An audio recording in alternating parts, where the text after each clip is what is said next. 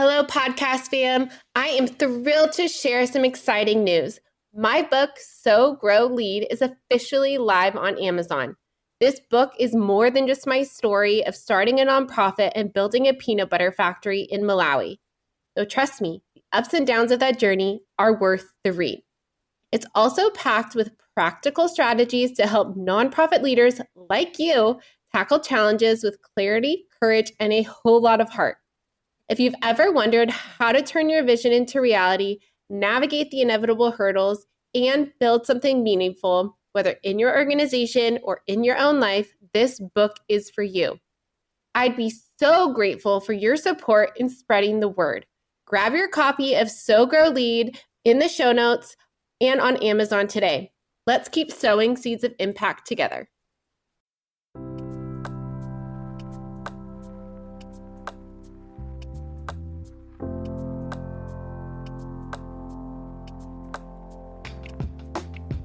Welcome to the Lead with Heart podcast, which is dedicated to nonprofit leaders who are passionate about making a difference. I'm your host, Haley Cooper, and I'm thrilled to have you join us on a journey of growth, inspiration, and transformation. At Lead with Heart, we believe that leading with heart means embracing empathy, compassion, and authenticity in every aspect of our work. It's about putting people first, fostering genuine connections, and creating a positive impact that goes beyond numbers and metrics. In the nonprofit world, it can often feel like we're carrying the weight of the world on our shoulders. The challenges are immense, and the road can be lonely. But here, you're not alone. This podcast is a community where we support each other, share our stories, and learn together. Each episode will dive into personal and professional development topics tailored specifically for nonprofit leaders. From innovative fundraising strategies and effective team management to self-care practices and leadership insights, we're here to provide you with practical strategies that you can apply to your life and work. My goal is to empower you, elevate your leadership, and engage your heart in all that you do. I want to help you navigate the unique challenges of the nonprofit sector with confidence and resilience, so you can continue to create meaningful change in the world. So whether you're driving to a meeting, taking a break, or winding down for the day, tune in and join us on this journey. Together we'll discover what it truly means to lead with heart. Thank you for being here. Let's dive in. Hello, everyone. Welcome back to the Lead with Heart podcast. This is your host, Haley Cooper, and I am so excited for our guest today. She is someone who embodies the kind of leadership we talk about so often here on the podcast. Laura Bode is the Vice President of Philanthropy and the incoming Chief Philanthropy Officer at A New Leaf, a powerhouse nonprofit serving more than 30,000 people each year through shelter, housing, domestic violence services, foster care, and so much more. But what makes Laura's story truly extraordinary isn't just the scale of her impact, it's the heart behind it. She's a survivor of trauma who found healing later in life and has since dedicated herself to helping others do the same. Laura has walked through burnout, rebuilt from a place of deep purpose, and led her organization's philanthropic growth from 300,000 to over 10 million. She leads with empathy, authenticity, and courage, modeling what it looks like to bring your whole self to the work of serving others. I can't wait to hear more of your story and the wisdom that you're going to bring to this podcast. Welcome, Laura. Thank you so much, Haley. So obviously in your intro, we talked about how your story is one of both survival and transformation. Can you share a bit about your personal journey? Sure. I grew up in a home with domestic violence, and no child should ever have to feel this, but constantly being afraid of what's going to happen, never knowing what's going to happen next. And there was physical violence, but mostly it was a lot about mental abuse and not knowing if you were smart, if you could make a decision, constantly being told that you couldn't, and really struggling with confidence. So it's interesting to be in a leadership role now and having learned. It took a long time to build that confidence, and it took a lot of mentors in my life to show me that I do have value. So I'm super grateful to those people that not only have gotten me to the leadership role that I'm in today, but have really helped me heal from a lot of that trauma and find my strength and who I am. Wow, that's beautiful. And thank you so much for sharing. I'm just so inspired by your courage. And I can relate to having those key people. I was telling someone the other day, like I had amazing coaches in high school that like really got me through hard times. They believed in me. And sometimes you just need those people to believe in you so that it can unlock the potential that's already within you, right? But you need someone else sometimes to believe in you so you can believe in yourself. And I think that's wonderful that you had that support system. That's what I would tell people that have experienced something like that is just look for those people and latch on to them and learn from them. You can learn from people in a lot of different ways, quietly, just observing them and seeing how they are leaders, how people respond to them, and just trying to emulate that. If you didn't have that role model when you were growing up, and I didn't, always looked for that throughout my life. And it is what led me to social work, which is where I started. And I really wanted to be a social worker. There was no judgment of where people are. It's so easy to judge somebody who is homeless, who's in a domestic violence situation, who's struggling with addiction, behavioral health issues. It's really easy to judge those people if you don't have any clue of what their background story is. Maybe they did grow up in a really abusive home and to the point of they don't have any self-confidence. They didn't know anything else. So I really wanted to go into social work and help other people. When I finished my degree, I had really young children at home and started looking for that social work job, and everything was evenings and weekends and long hours and drive all over the state, and did the thing that I didn't want to do. I went into the administrative side of nonprofits and was sure I would be bored to death. And I was. Throughout my career here at A New Leaf, there's been a lot of opportunity for me that, not boring anymore, that's for sure. Yeah, fundraising definitely keeps you on your toes. So can you share a little bit more of what led you into the world of philanthropy and how your own healing has shaped the way that you lead today?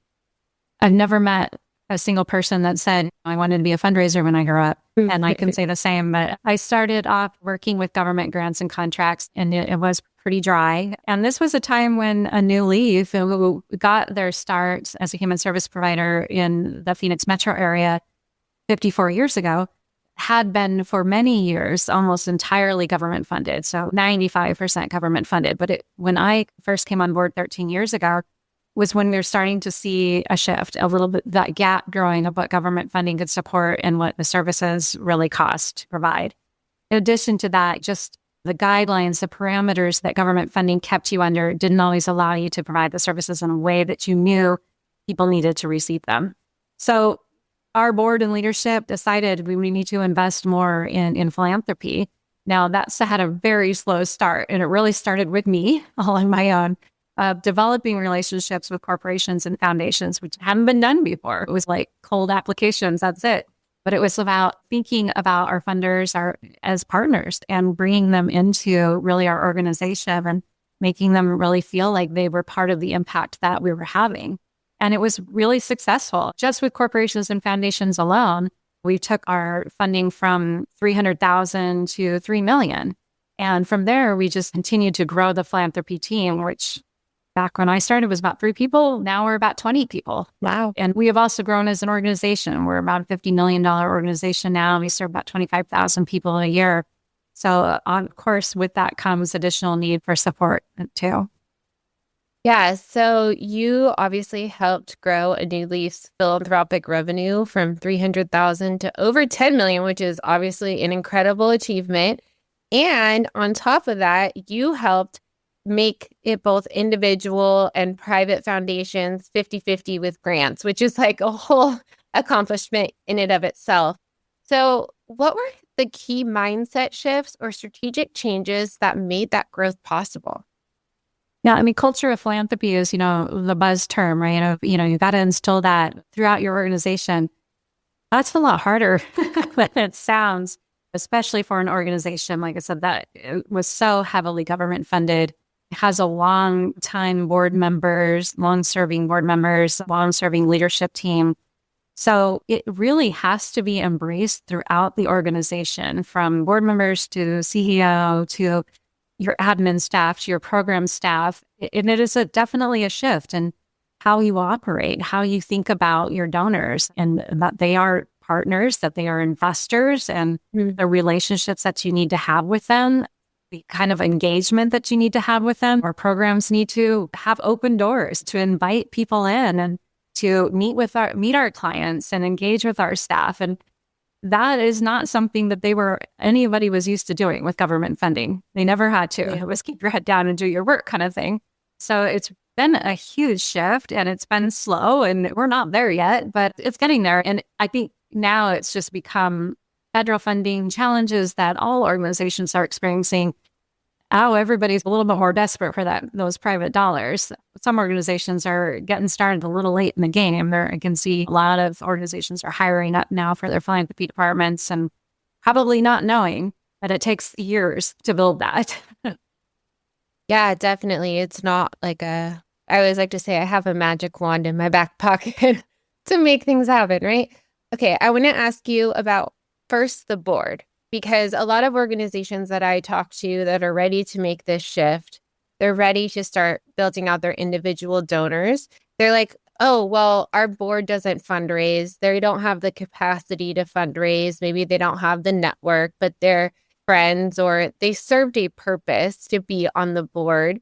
But now as they're looking to grow and expand, maybe some of those people, there were no board terms, like you said, people can sit on for ever. And while they are good philanthropic people, they don't have the knowledge or the capacity to lead the organization in the way that it's going. So how did you navigate that with your board in terms of becoming more sophisticated around building out that culture of philanthropy?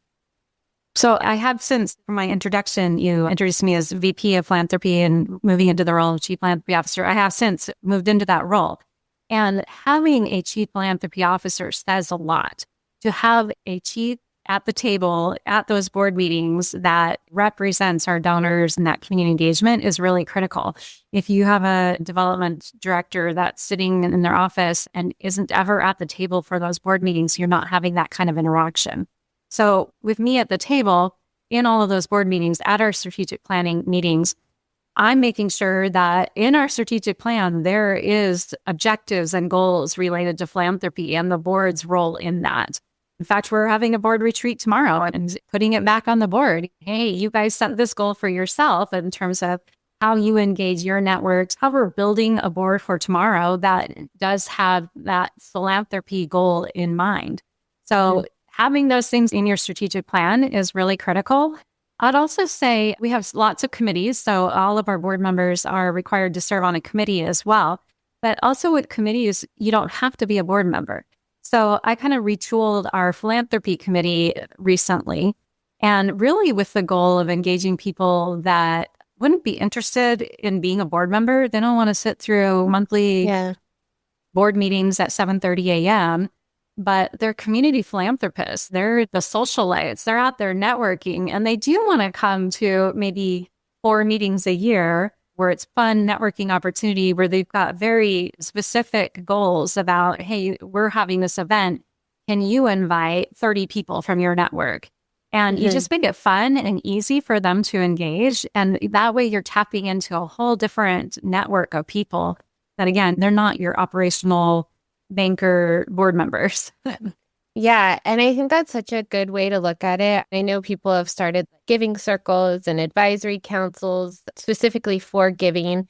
And I sit on the board. I'm the past board chair of a local organization called the Orange County Nonprofit Professionals Network. And we structure it where people can join the committee, and that's getting their toe in the water. They can understand more about the organization, what we do, and then they can decide if they want to step into a board role. But at least we've seen them active and in motion and committed to the organization rather than just someone's friend or someone on the side of the street, right? Like these people have shown their dedication, and then maybe they're ready to take it to that next level and take it to becoming a board member.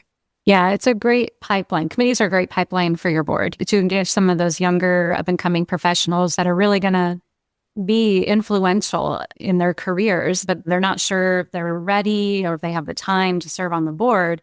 So you get them engaged in the committee, you get them to fall in love with your mission. Pretty soon you'll have them on your board. Yeah, and train them to become your best ambassadors, right? Yeah. So they can go out into the community. You've spoken a lot about, or I guess before this, about leading with empathy after personal trauma. How do you balance compassion with accountability, both for yourself and your team, when navigating what is emotionally heavy work? Yeah, with the nature of the services that our organization provides, especially, I think, domestic violence, having to talk about some really hard stories and the immense need that we can't always fulfill, it takes a toll. And you see it in our program staff. And I think that's actually what fuels a lot of us on our philanthropy team, is seeing how dedicated and how hard our program staff work. And we want to support them. We want to give them every tool that we can so that they can be successful in helping the people that they're working with in their programs. A lot of them don't do it for a lot of money. And that's really inspiring for us.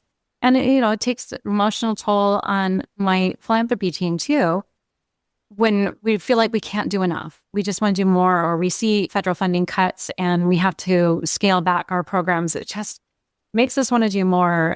But it also can make you feel a little defeated at the same time. You got to take care of each other and keep that end goal in mind and not get hung up on the small losses along the way, because it almost always, if you can get through this week, there's going to be something good next week. And you got to just really support each other, and you got to count everybody's wins as a team. We've had years where our grants, our corporation foundation grants, have been lower, disappointing, and not what we had hoped they'd be. But can we build more in another philanthropy area? But have that ownership across the board for your team, so that everybody feels like it's a win, even if we missed a goal somewhere else. Lots of burnout in philanthropy, for sure. You see a lot of people moving around, and you get frustrated. And it's hard to hear no's a lot. It's hard to hear disappointment from board and leadership if you don't make your goals. So, I feel like that's my role too, is to make sure that board and leadership understand the challenges that we're facing. And again, you can have the best rock star philanthropy team on the planet, but if you don't have the board support and the leadership support and the investment that it takes to be successful, then that rock star team isn't going to go anywhere. Yeah, I definitely agree. And I also think it's also like the effort put into raising that amount of money, right? Like you could still be having the donor calls, having the donor meetings, submitting the grants, right? But maybe the times have changed. Like a lot of foundations I reached out to recently, like we're in a strategic planning area and we're only funding organizations that we've given it to in the past. And you can't really anticipate that, right? And so I think that's important. And I love what you said. You're really humanizing the work behind philanthropy. Like you're going to hear no, and that sucks, right? No one likes to be rejected. Understanding that is a part of the job, and then being able to take a pause in between to really check yourself. What's coming up for you? What are your thoughts around that, right? Because that impacts how you show up in the workplace. That impacts your next interaction with either a donor, a funder, or even your team, right? And so I think that is such an important piece to take care of yourself and take care of your team, because that helps people feel seen. They feel like they belong, and maybe they just won't turn over as fast. Yeah, it's so hard not to take no personally, because most of us feel so passionate about the work we're doing. We're so proud of it. Why wouldn't everybody else feel passionate and proud about it too? And sometimes I have great relationships with some of our funders that have it's really hard for them to say no. Sometimes they hate saying no. And it's not personal. If they can be honest, they have so many more requests for support than they could possibly fund. It's very hard for them to choose. And it's interesting, especially I think for foundations and individual donors, this concept of, well, I don't want to fund an organization year over year. I don't want them to be dependent on my money. I don't want their programs to close if I can't fund them next year. Like, sad truth is we do depend on them year over year, and we do need them. And we hope that you just have enough diversity in your funders that donors can take a break from you, that won't ruin you, that won't break any of your programs. Yeah, and I think that's the whole point of diversifying fundraising, right? Like in every application they ask, like, how are you going to sustain this program? Are we the only funders? They want to see that you are building out that network of philanthropy within the community that can help sustain the program. So I definitely think that is important. And you also touched out on burnout. And that is a lot of what we're talking about on the Lead with Heart podcast. I'm also hosting a summit next year in April on the Lead with Heart Summit, and we're talking about burnout and mental health and well-being for nonprofit professionals. And so you, in your intros, mentioned that you experienced burnout, and I think a lot of people are either in the midst of it or have experienced it in the past. What did your own process of rebuilding look like? And now how do you set boundaries for yourself? For sure, I have experienced burnout. And in fact, I left a New Leaf twice to try something different. And I came back because I am so passionate about what this organization does. I'm so determined to help. And you got to have your people that you can go to talk to. For me, it's my past supervisor. He is retired. He really gets it. Obviously, he lived it. And so you just need somebody the sounding board, like vomit out all of the bad things. And when you hear yourself talk about it, sometimes you're your own best counselor. You're like, okay, I can do this. I can get through it. And like I said, it's like you can have a really bad week and then the next week can be amazing. The next week you get the call from the donor that says, we want to make a big gift. You got to just look to the future, not try to take things personally. And you got to have some stuff that you do that helps you recenter yourself. For me, I do stained glass. I make stained glass. And I do that in my garage by myself with binge watching some show at the same time. And I'm creating something that's very hands-on, but it doesn't take a lot of thought. So it just helps me get out of my head and create something beautiful. So I feel like for me, I've got to have something else that I do that I look forward to doing besides work all the time. Yeah, I think that's so important because our work, like you mentioned, is hard. It's heavy. We're dealing with the biggest issues that anyone can face and that no one should face, right? Or have to experience. And I think it is helpful because sometimes when you do something creative or you slow down your mind, that's when your actual most creativity comes. Those ideas, those thoughts, maybe you were stuck and you just felt exhausted after a day.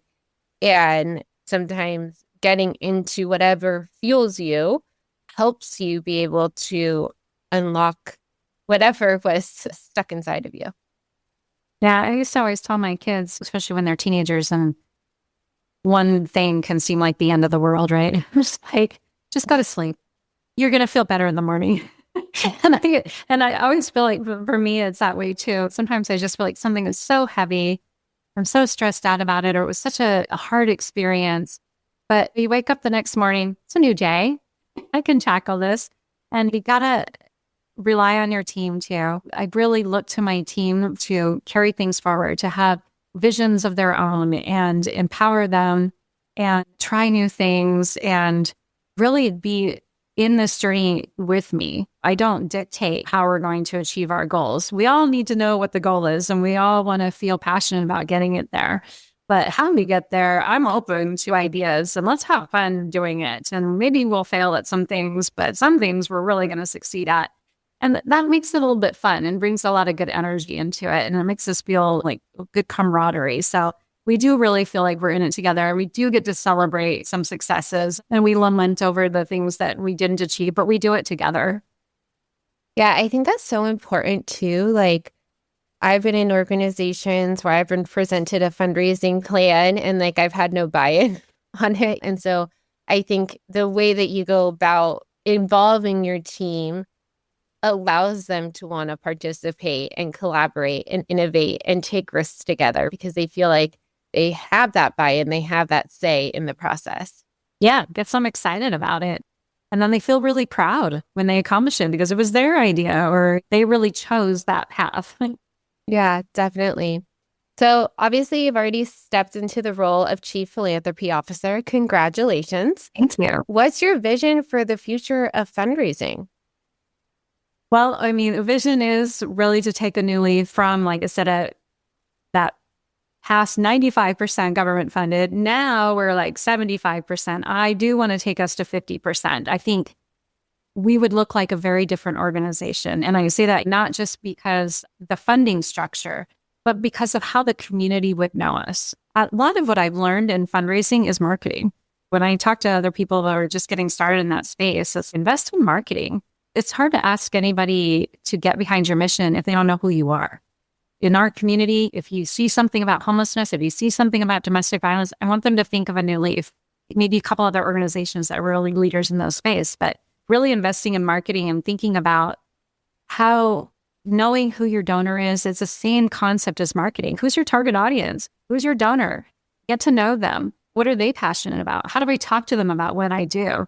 So I think the future for a new leaf, I think with more emphasis on philanthropy, really looks very different in the community. I'm very excited about that, about people rallying behind the work that we do and wanting to be a part of it. We do a lot of our donor engagement through volunteer support. So that's the most organic way that you can engage somebody is bring them in on a volunteer project, whether it's painting a shelter unit or putting together hygiene kits or whatever it is. They're doing something hands-on. They're falling in love with your mission, and then you can turn them into a donor. So I want people, the community, to feel like they're a part of our organization, not just with the financial contributions that they made, but the fact that they've been in our programs, they've met our program staff, they've helped our program staff deliver those services.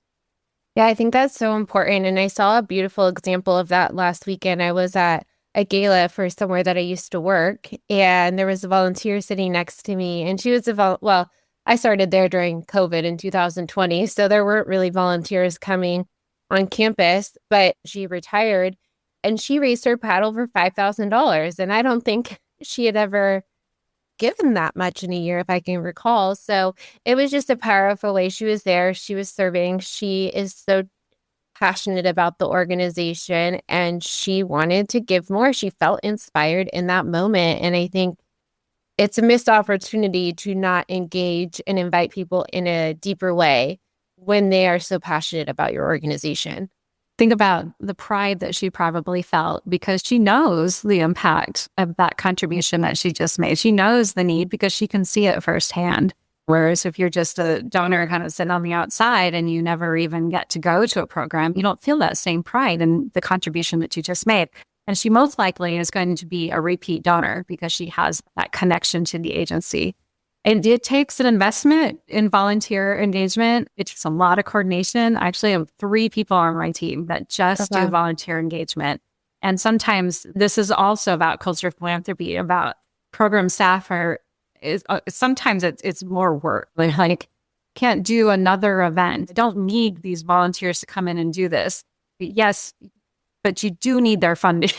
So we got to make them feel like part of the family and get them engaged so that we can turn that into something else. So that's a big part of culture change too. But you got to be strategic about volunteer engagement because there's really no end to what we can say yes to for volunteers, and especially with corporations where they're looking for opportunities to engage their employees and ways to bring their teams together. But you got to be strategic about it. Look at those opportunities as, is there some other potential to build this relationship here? Because you come to a point where you can't say yes to it all because it just is too much. Yeah. And on that point, most of my career, I've worked in shelters with people experiencing homelessness and hunger and children. And it can be hard to bring volunteers in because it's such a vulnerable population and we want to maintain their confidentiality so that if they are survivors of domestic violence, their abusers don't find them. Or sometimes the kids don't want to be noticed in school that they're part of this program. And so we want to maintain that respect and dignity. So how do you find that balance because you obviously serve survivors of domestic violence, like how do you establish those boundaries or invite people into your organization in the meaningful way that you were talking about? You're so right. That is a huge challenge. And sometimes volunteers can be disappointed if they don't get that interaction with clients. So a lot of it is having staff that are really passionate, that can talk about the programs, about the services, about who we serve, and share a client story in a really personal way. Sometimes we have a client video, but it's not education too. Like, not everybody understands that initially. Like, well, why can't I engage with people at a domestic violence shelter? If we really unpack that for people and explain what led somebody there, the trauma that they're experiencing, the danger that they're in, most people will get it. And actually, it makes them feel something more, makes them want to do something more. So you just really, it's a constant education process. For instance, we have a family shelter that we do feed the families 3 meals a day. Their schedules are all over the place, so they don't always come together at the same time to eat. And we have volunteers that have been disappointed that they can't serve meals to everybody in the shelter and have that engagement. But just constant education of, we've got single moms that are working 2 jobs, that are trying to get their kids to and from school, that maybe there was a domestic violence situation too. Maybe they're not comfortable around people. Maybe there's shame and embarrassment. Maybe their kids have mental health issues that they're scared of bringing them in there because they don't know what their kids are going to do. There's so many reasons. But if you just explain all those things, most people, like you said, will understand. Yeah, and I feel like it's relatable too, right? Like, I'm a mom of 3 young kids, and sometimes I eat in the kitchen. Yeah. Well, like, I'm just like eating so that I can get something in my mouth. Well, then I have to go take my kids to the park, right? It is very relatable, and it's humans that are being affected just like us. And I think that's an important distinction to educate people on. And I love that you said that, because I think in my role as fundraising, that was definitely part of my role, was educating our donors on what homelessness actually looks like for families. If people want to find you and the work that you do, where can they go? Our website is a great resource, turnanyleaf.org. We have information about all of our programs, our services. We just launched something new called our Resource Hub that really provides a lot of information for people to understand what is homelessness, what is domestic violence, what leads people into these kinds of situations, what are their needs, and what kind of services we provide, especially around domestic violence. People don't always know, how to help. They know somebody that might be experiencing domestic violence. And sometimes you can do more harm than good by trying to help somebody if you don't know how to help them. So it's a great resource for people who are seeking services, who are trying to help somebody, or who want to get involved with an organization that is doing the work. We have events that we do. We actually have one next week with One Voice. So it's Domestic Violence Awareness Month this month. And we do a fundraiser and awareness event every month. And then we have our big gala in March. And this is a big year for us. Our CEO of 50 years will be retiring. So oh, wow. Pretty monumental. So we'll be celebrating his legacy and really a new leaf's future. But lots of different ways to get engaged. As I mentioned, volunteer support, in-kind support. So donations of hygiene items, toiletries, linens, clothing, all those kind of things are huge need for the people that we serve, especially as the cost of living is getting higher and higher. If we can help try to offset any of those costs with donations of things, that's very helpful. And offset our own program costs needs. If we can get donations of toilet paper, then we don't have to buy toilet paper. Yeah, I love that. And we'll definitely link to all of that in the show notes. Thank you so much for being on this podcast. I've learned more about your approach. I really appreciate you sharing more of your story. I am so inspired by you, and just thank you for being here. Thank you so much for the opportunity, Haley. It's been great. Hey, before you go, want to watch? Yes, watch the best moments from the Lead with Heart episodes? We're sharing the most powerful highlights and takeaways over on our brand new YouTube channel. Yes, we are on YouTube. Just search for The Savvy Fundraiser on YouTube and hit subscribe so you never miss a moment of insight and inspiration. The link is in the show notes as well. Thanks for listening, and as always, keep leading with heart.